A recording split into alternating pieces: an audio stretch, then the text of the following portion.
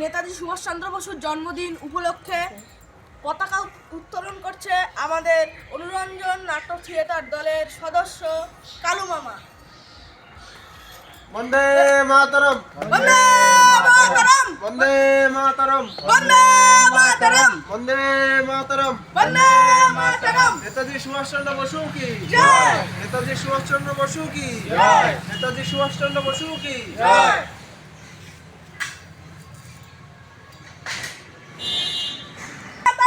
বন্দে মাতরম, বন্দে মাতরম, বন্দে মাতরম, বন্দে মাতরম, বন্দে মাতরম। নেতাজি সুভাষচন্দ্র বসু কি জয়, নেতাজি সুভাষচন্দ্র বসু কি জয়, নেতাজি সুভাষচন্দ্র বসু কি জয়।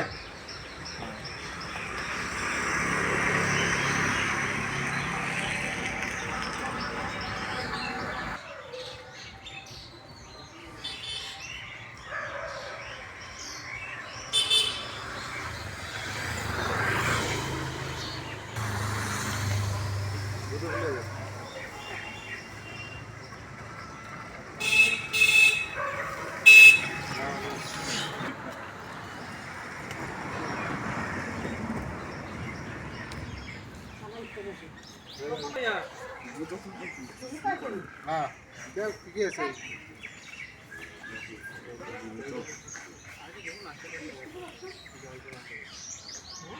স্কুলে যাব।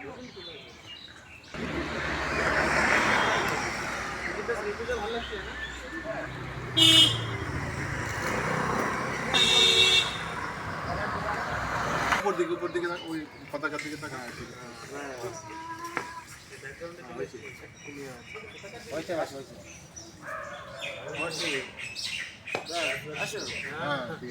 ঠিক আছে।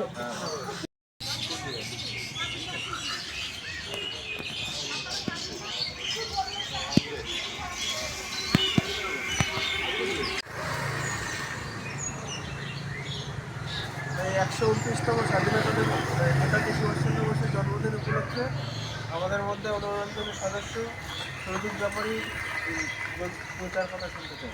নেতাজি সুভাষচন্দ্র নিজের মতন করে আমরা সবাই নিজেরা সেভাবে নেতাজি সম্পর্কে তুমি যা জানো সেটাই তোমাদের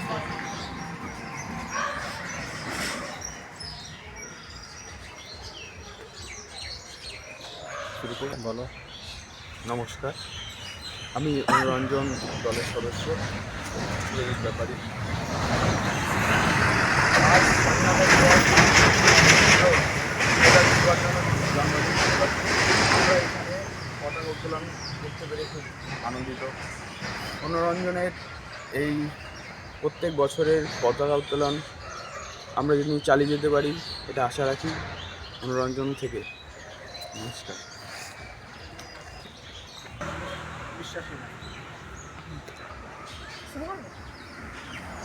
নমস্কার, আমি তারুণ বিশ্বাস। প্রথমত আজকে 23শে জানুয়ারি উপলক্ষে সবাইকে আন্তরিক শুভেচ্ছা ও অভিনন্দন। 1897 সালে 23শে জানুয়ারি নেতাজি সুভাষচন্দ্র বসু উড়িষ্যার কটক শহরে জন্মগ্রহণ করেছিলেন। তিনি ছোটবেলা থেকেই ইংরেজদের যেসব শোষণ, ভারতীয়দের উপর যেসব শোষণ করত, অত্যাচার করত, সেই নিয়ে গল্প শুনতেন এবং তা খুব রাগ হতো যে ব্রিটিশার্সরা আমাদের ভারতকে কেন এত অত্যাচার করছে। অনেকে ভাবে তিনি জাপানের বিমান দুর্ঘটনায় মারা গেছেন, কিন্তু আসলে না। তিনি তিনি জাপানের দুর্ঘটনায় আহত হলেও তিনি পুনামি বাবার ছদ্মবেশ ধরে সব সব জায়গায় ঘুরে বেড়াতেন এবং যখন জাপানের প্রেসিডেন্ট এটা ডিক্লেয়ার করলেন যে তিনি মারা গেছেন জাপানের বিমান দুর্ঘটনায়, তখনও ব্রিটিশার্সরা বিশ্বাস করেনি যে নেতাজি সুভাষচন্দ্র বসু মারা গেছে।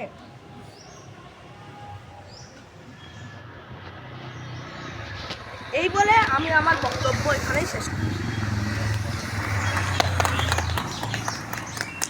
এবার মনোরঞ্জনের সদস্য নমস্কার। 1900 সালটা আমার সঠিক মনে নেই। 1897 সালের 23শে জানুয়ারি উড়িষ্যার কটক শহরে ভারতের প্রবাদপতি বিদ্রোহী জননেতা সুভাষচন্দ্র বসুর জন্মগ্রহণ করেন। বাবা ছিলেন বিশিষ্ট উকিল, সরকারি উকিল, এবং তিনি বাবা দেশভক্ত ছিলেন, পাশাপাশি ব্রিটিশের অনুশাসনে কাজ করতেন বলে ব্রিটিশ ভক্ত ছিলেন কিছুটা, কিন্তু পুত্র সম্পূর্ণ উল্টো। পুত্র জন্মলগ্ন থেকে দেখেন যে আমাদের ভারতবাসীদের উপরে ব্রিটিশরা যেভাবে অত্যাচার, শোষণ, নিপীড়ন চালাচ্ছে, এর থেকে কীভাবে মুক্তি পাওয়া যায় সেই মুক্তির জন্য তিনি লেখাপড়ার পাশাপাশি বিভিন্ন বিদ্রোহী সংগঠন গড়ে তোলেন। এর মধ্য দিয়ে পাশাপাশি অন্যান্য সেই সময় সমসাময়িক যারা ছিলেন তারাও দল গঠন করেন। এইভাবে আমাদের দেশটা পরবর্তীতে যখন ব্রিটিশ শোষণমুক্ত হয়, এর মধ্যে আবার একটা চক্রান্তের মধ্য দিয়ে উনি যখন জাপান যাচ্ছিলেন তখন একটা বিমান দুর্ঘটনায় তিনি নাকি মারা যান। এটা বিতর্কিত একটা মতবাদ জাপান সরকার প্রকাশ করেছিলেন। ভারতবাসী বিশ্বাস করে তিনি আজও জীবিত আছেন। ভারতবাসী প্রত্যেকটা মানুষ তাকে মানে চিরস্মরণীয় বরণীয় করে তুলে রেখেছেন। সেই জন্য প্রত্যেক বছর 23শে জানুয়ারি তার মানে প্রতিকৃতিতে মাল্যদান এবং পতাকা উত্তোলন মধ্য দিয়ে তাকে শ্রদ্ধাঞ্জলি জানানো।